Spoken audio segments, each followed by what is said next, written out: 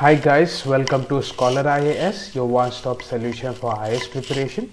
Myself Biswajit Sir, your faculty for Geography. So in the last class we have finished with the topic of the different physical divisions of India, and today we are going to start off with a new topic which is called as your drainage system. Hi guys, so today we are starting off with a new topic which is your chapter number 3 from NCERT of class 9. And today is your lecture number 5 where we are going to talk about your drainage system, right? So the topic of drainage will be divided into two classes. So in today's class, what are we going to talk about? So before we understand the different rivers of India, we have to understand what is a drainage system, right? And in this drainage system, the first thing that we are going to understand is what is a drainage basin, and then we will also understand what is a water divide. Fine. So after we have understood this, we will understand another concept which is called as a drainage pattern. All right. And after that, we will understand the two important river systems of India. So how many river systems do we have?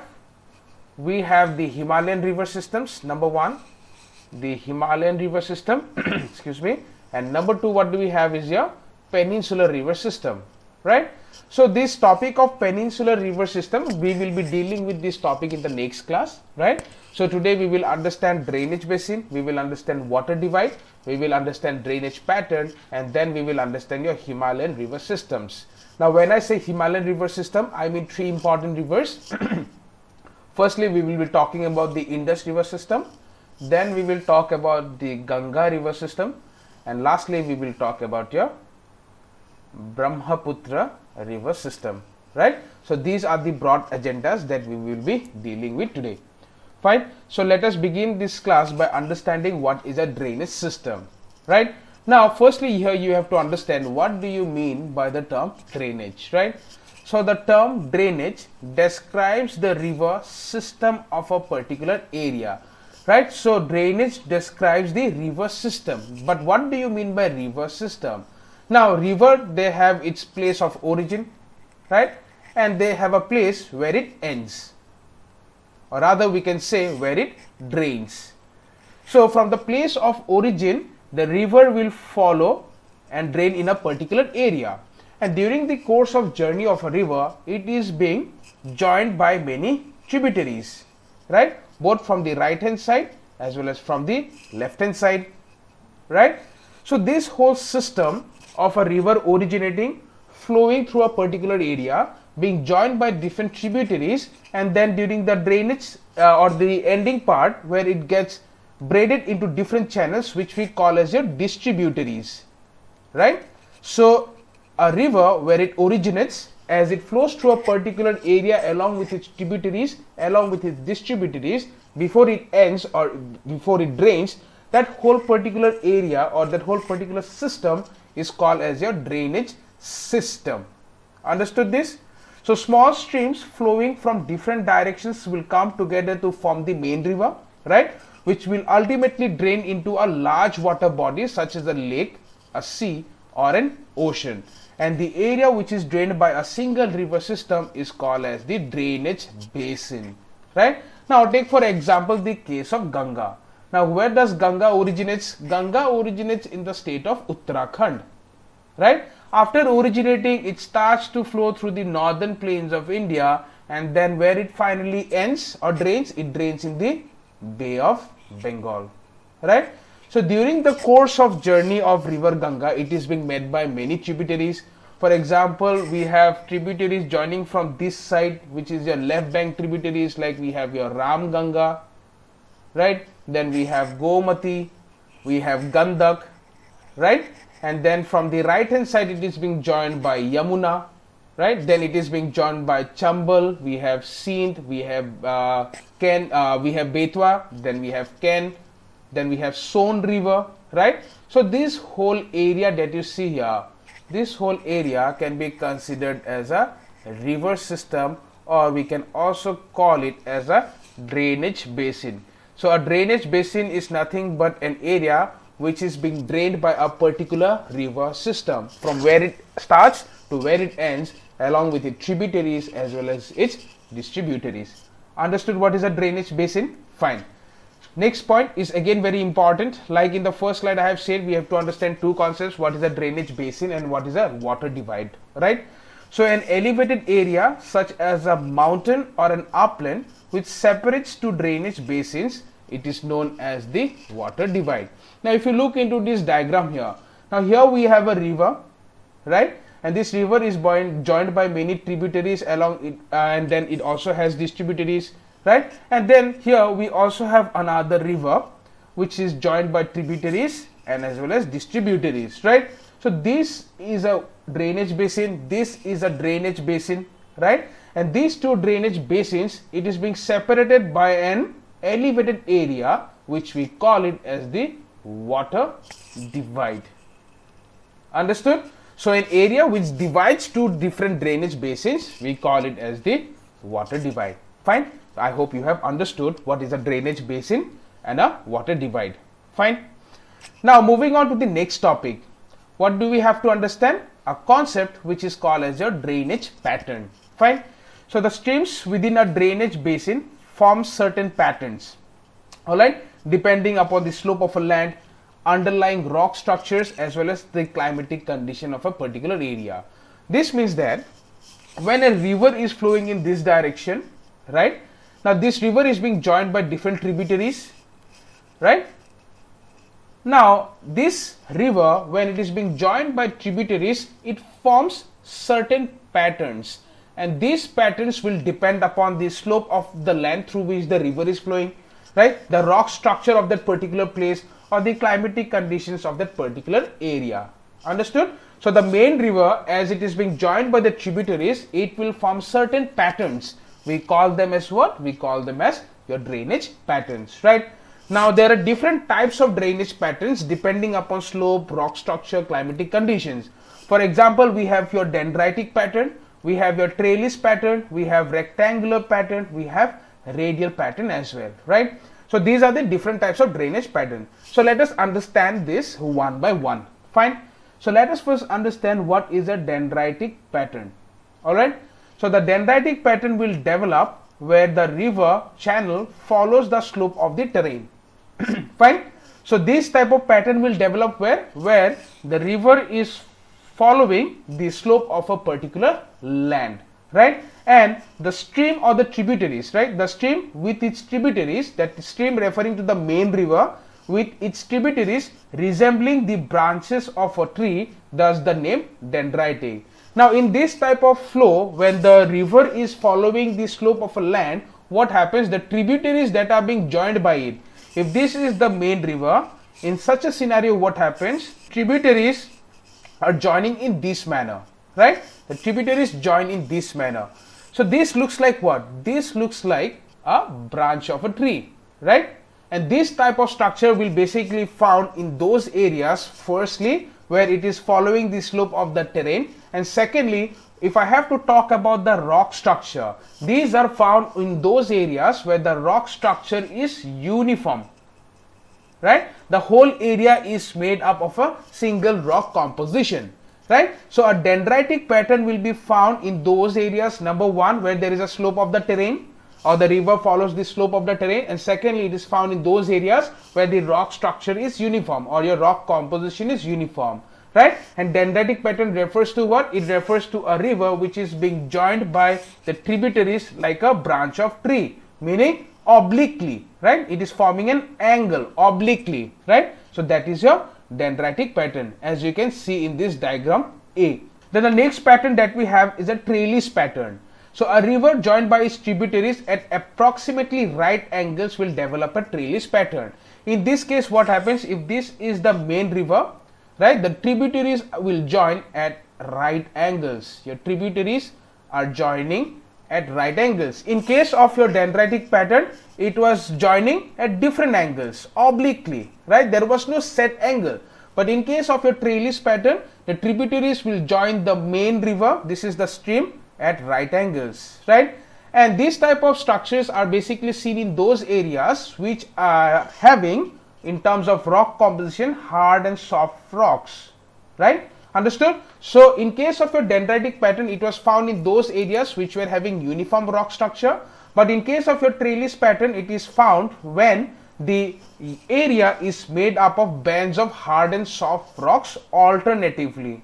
Understood? So the rock composition keeps on varying alternatively between hard and soft rocks, but in case of dendritic, it was only uniform. Understood? So a trellis drainage pattern will develop where hard and soft rocks exist parallel to each other.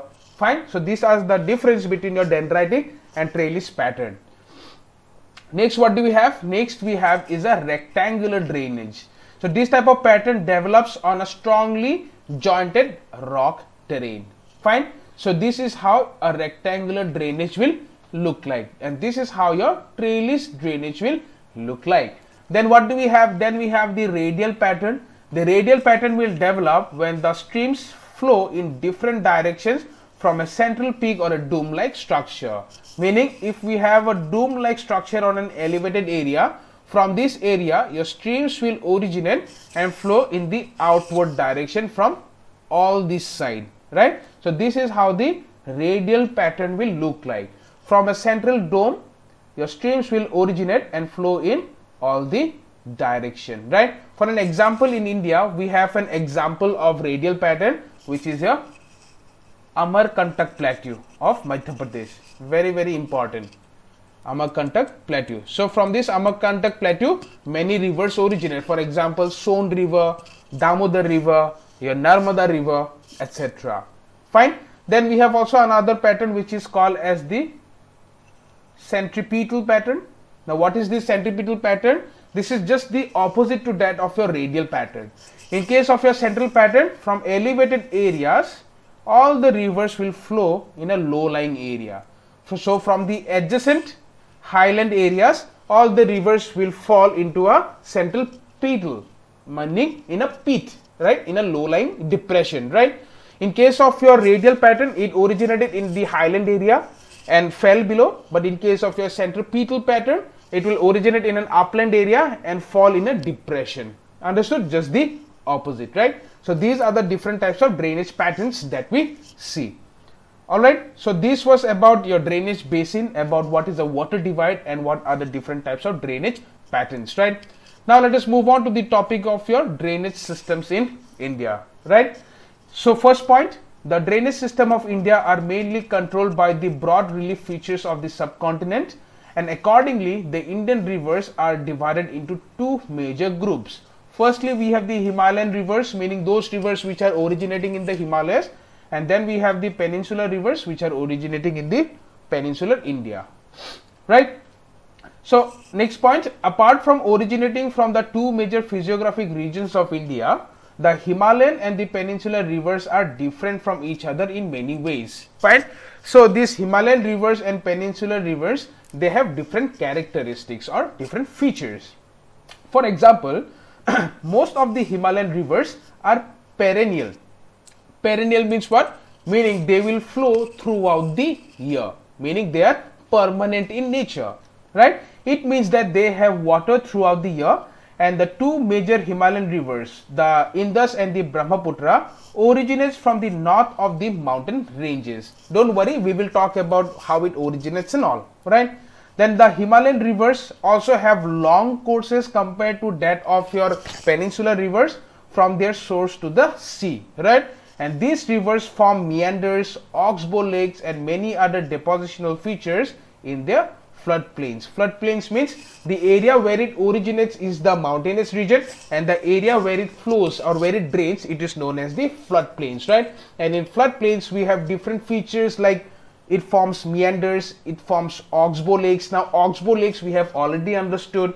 Now what is a meander? Meander means that in the lower courses of the river rather than flowing in a straight path, it will start to curve or it will move in a wavy manner because it becomes slow and lazy, right? So that is called as a meandering. So a river in its lower course, it will meander, it will form oxbow lakes. Now what is an oxbow lake? We have already understood, right? So they also have well developed deltas. Which rivers? The Himalayan rivers. So what are the distinct characteristics of our Himalayan rivers? Number one, it is permanent or it flows throughout the year.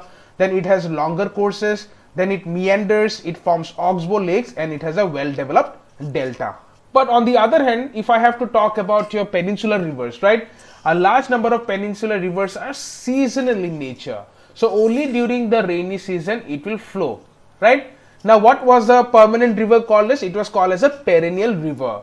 And peninsular rivers which are seasonal in nature, they are called as your ephemeral rivers, meaning they are seasonal in nature, right? As their flow is dependent upon your rainfall. So during the dry season, even the large rivers have reduced flow of the water in their channels. Fine. So this is the first characteristic of your peninsular river. Secondly, the peninsular rivers are shorter and shallower. Again, very important, right? So they are shorter and shallower courses as compared to their Himalayan counterparts. However, some of them originates in the central highlands and flow towards the west. Fine. Then most of the rivers of the peninsular India will originate in the western Ghats and flow towards the Bay of Bengal. So if I have to look into the peninsular India, right, most of the rivers are originating where? It originates in the western Ghats, right? It originates in the western Ghats and flows from west to east. For example, we have Godavari, Krishna, Kaveri river, but not all. As this point states, some of them originates in the central highland area also and flows in the westward direction, meaning it will flow in this direction and it will drain where? It will drain in the Gulf of Kutch area. But these rivers which originates in the western Ghats, they will drain in the Bay of Bengal, right? All right, fine.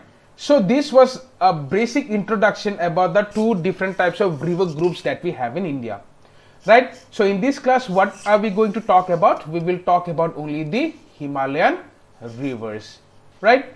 So let us go to the points. The major Himalayan rivers are the Indus, the Ganga, and the Brahmaputra, which we are going to discuss today, right?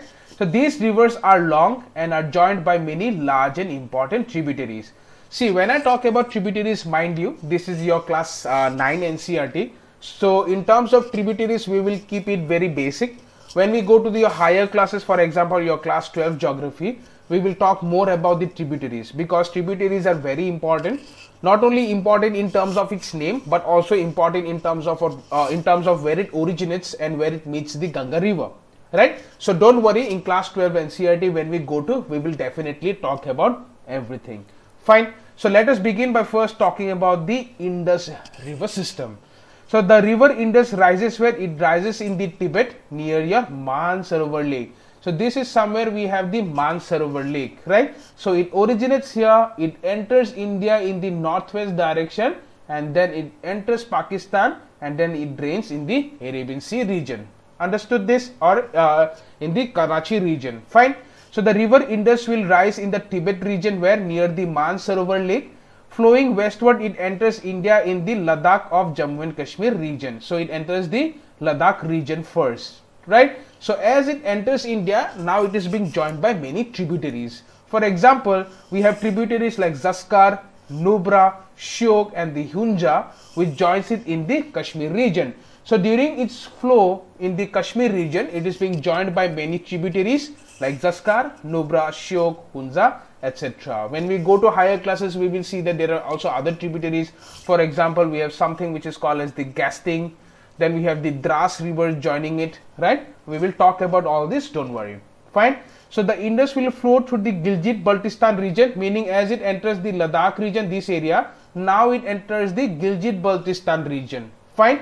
And merges from the mountains at the Attock, which is a place in Pakistan, right? So as it enters Pakistan, now it is being joined by many tributaries which are called as the Panchnad.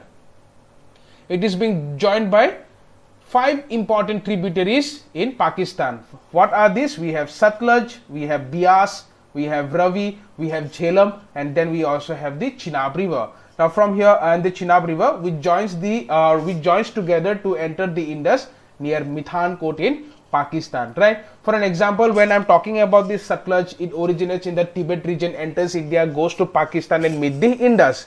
Then we have the Bias river, then we have the Ravi river which originates in the Himachal Pradesh, then goes and flows towards Pakistan and then meets the Indus river, right? So similarly, in the higher classes again, we will talk more about this Panchnad, that is a Jhelum, Chenab, Ravi, Bias and Satluj. right? So the Satluj, Beas, Ravi, Chenab and Jhelum will join together to enter Indus near Mithankot, which is in Pakistan, right? Then beyond this, the Indus will flow in the southward direction. As you can see, it is flowing in the southward direction and eventually reaching the Arabian Sea east of Karachi. Fine, understood? So where it originates? It originates in the Mansarovar Lake in the Tibet region and drains in the Arabian Sea. Fine. Now if I have to talk about the slope of the Indus plain has a very gentle slope, and with a total length of around 2,900 kilometers, Indus is one of the longest rivers of the world.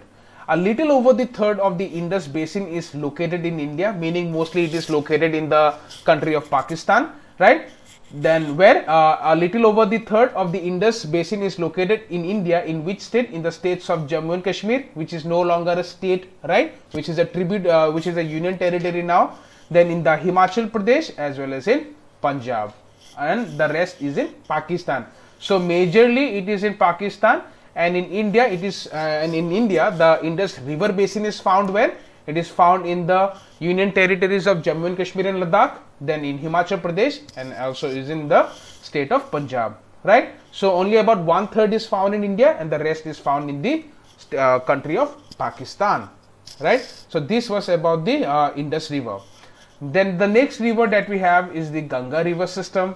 So the headwaters of the Ganga is called as the Bhagirathi. So when your Ganga originates where? It originates in the state of Uttarakhand. So when it originates, it is not known by the name of Ganga, but it is known by the name of Bhagirathi. Fine. And where in Uttarakhand it originates from the Gangotri glacier. Fine. So from the Gangotri glacier, what comes out? Your Bhagirathi river comes out.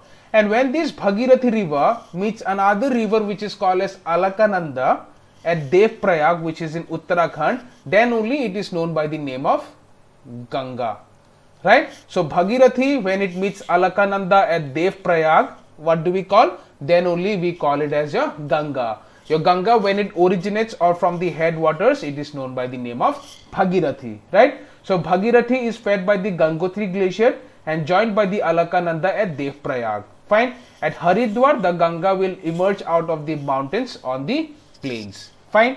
So your Ganga is joined by many tributaries from the Himalayas, a few of them being major rivers such as we have the Yamuna river. See, this is the Ganga, right? Now here we have the Yamuna, right? Then we have the Ghagara river joining from the other side. Then we have your Gandak. Then we have your Kosi river. Here we have the Gandak.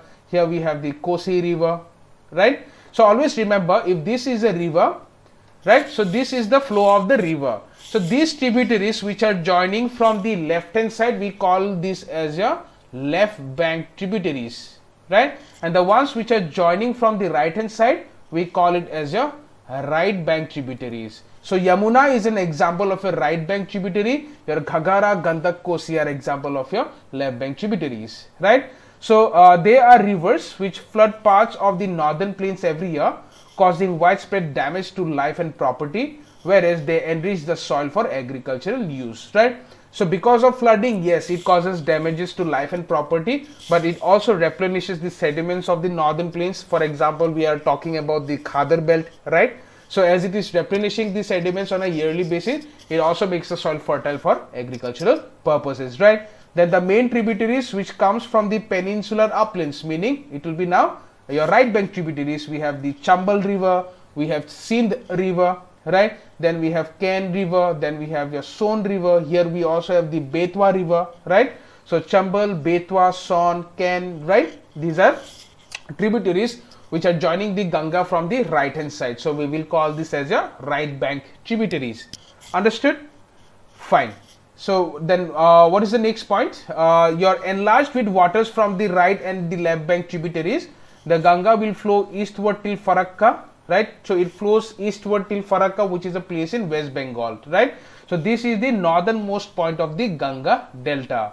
After it reaches there, what happens? The river will bifurcate into different distributaries.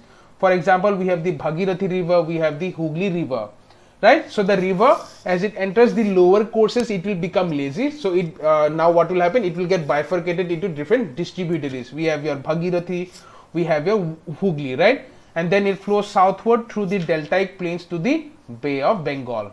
Fine. Then what happens to the mainstream? The mainstream will flow southward into Bangladesh, and it is joined by Brahmaputra. Further down the stream, it is known by the name of Meghna. Fine. So Brahmaputra and Ganga both will enter where? It will enter your Bangladesh, right? So Ganga, as it enters Bangladesh, it is known by the name of Padma. Always remember. So Ganga, as it enters Bangladesh, it is known by the name of Padma. Then Brahmaputra, which is entering your Bangladesh, it is known by the name of Jamuna. So in Bangladesh, what happens? Your Padma and Jamuna will meet. So as it meets, again it starts to flow, right? So after meeting, when it starts to flow, it is given the name of Meghna. Very, very important. So Ganga in Bangladesh is Padma, Brahmaputra in Bangladesh is Jamuna, and when they meet, it starts to flow as Meghna in the southward direction. Fine. So this mighty river with waters from the Ganga and Brahmaputra flows into the Bay of Bengal, and the delta which is formed by the Ganga River and the Brahmaputra River, it results in the formation of the Sundarbans Delta. Fine. So this is about the Ganga River system. So the last system that we are going to talk about is the Brahmaputra River system, right? So the Brahmaputra rises in the Tibet east of the Mansarovar Lake, very close to the source of origin of the Indus and the Satluj.